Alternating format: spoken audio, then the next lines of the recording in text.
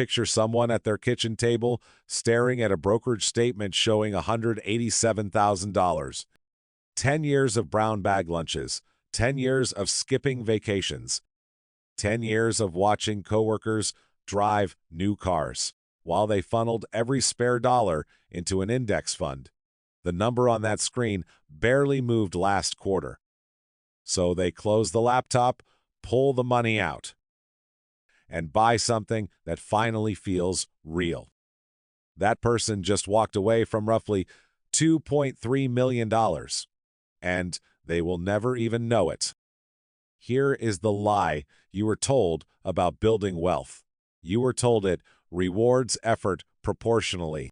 Stay disciplined, keep investing, and the account grows at a steady, predictable pace. That is not how any of this works. Wealth doesn't climb a staircase. It crawls flat across the floor for what feels like forever. Then, bends vertical so fast, you'd swear the math was broken. The first million takes the average investor somewhere around 2 decades. The second takes under 5 years, and the third can arrive in under 3. Your brain rejects that because it violates everything you were taught, everything about hard work and proportional reward. But the curve doesn't care what feels fair. This is exactly where the damage happens. Somewhere around $100,000 or $200,000, you open that account. You see a number that looks pathetically small compared to the years you put in, and your gut tells you the strategy is failing. It isn't. You're just standing on the flattest, most deceptive stretch of an exponential curve, and you're reading it with linear eyes. Every instinct you have about what growth should look like is lying to you, right at the exact moment it matters most. That is the quiet disaster most investors never see coming. Not a market crash, not a bad stock pick, just a deeply human misunderstanding of how compounding behaves when it is young, and a decision to quit built entirely on that misunderstanding. $100,000 is what shows up in someone's brokerage account, right at the end of a single year. No promotion, no overtime, no side hustle. Just a 10% return on $1 million portfolio, parked quietly in an ordinary index fund. Meanwhile, the person across town with $134,000 in their 401k, which happens to be the national average, watches their balance inch up by maybe $13,000 over those same 12 months. Same market, same percentage, completely different life. There is an old shortcut called the Rule of 72. Divide 72 by your annual return, and you get the approximate number of years until your money doubles. At 10%, roughly what the S&P 500 has averaged historically. That works out to about 7 years per doubling. Run the sequence forward starting at 1 million, and the numbers stop behaving the way your instincts expect. 7 years, 2 million, 14 years, 4 million, 21 years, 8 million. That final leap alone, from 4 to 8, manufactured more new wealth in a single 7-year window than most households assemble across an entire working lifetime. It took someone 20 to 25 years of grinding paychecks and packing lunches, resisting every impulse to upgrade just to stack that first million. The second million came not because their income jumped, but because the pile itself became the engine. Past a certain critical mass, capital quietly generates more annual income, more than the salary that built it. And every dollar it throws off gets conscripted right back into the compounding machine. Below $1 million, you are the engine. Your alarm clock, your commute, your labor is what moves the needle. Above it, the portfolio takes the wheel. That single line separates someone who saves dutifully for decades from someone whose wealth quietly begins accelerating beyond anything a paycheck could ever produce on its own. Look at what happened to a 52-year-old engineer in Ohio. For 24 years, he fed a portion of every paycheck into index funds, right through his company, S401k. No stock picks, no side hustles, no inheritance. just a slow, grinding accumulation that barely seemed to register on the screen. Then, in the span of 4 years, his portfolio jumped from 1 million to nearly 1.8 million. He changed nothing.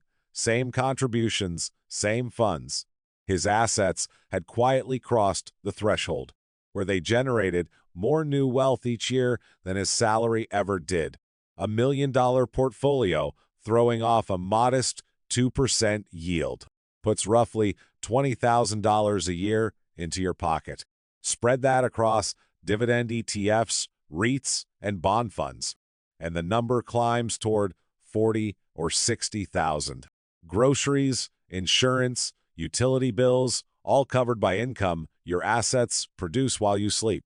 Your neighbor earning the same salary, driving the same car, living on the same street, but holding no portfolio, has to trade another full year of their body and time just for that same 60,000.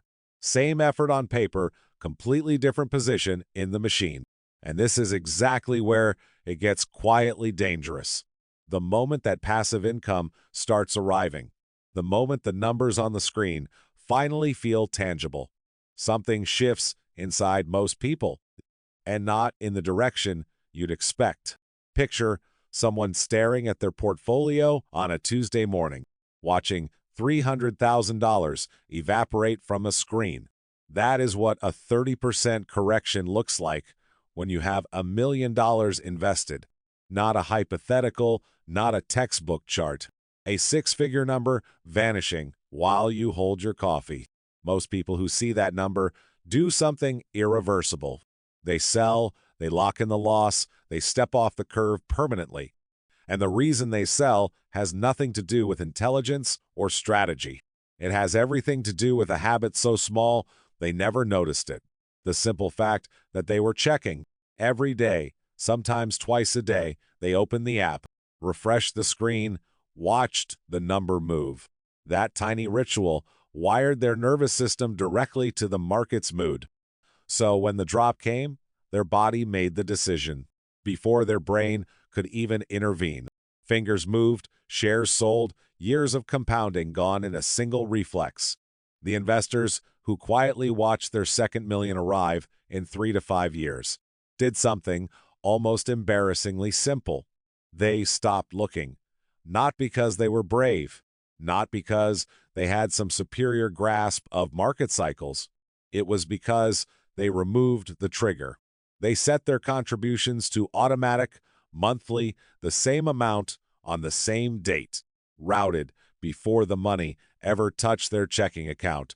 Then they took the brokerage app off their home screen. Some of them deleted it entirely. The contribution still ran. The compounding still worked. But the emotional wire between their eyes and their portfolio was cut. That is the entire method. No rebalancing spreadsheet. No macro forecast. No clever allocation shift. One automatic transfer. One deleted shortcut. The most boring financial decision you'll ever make.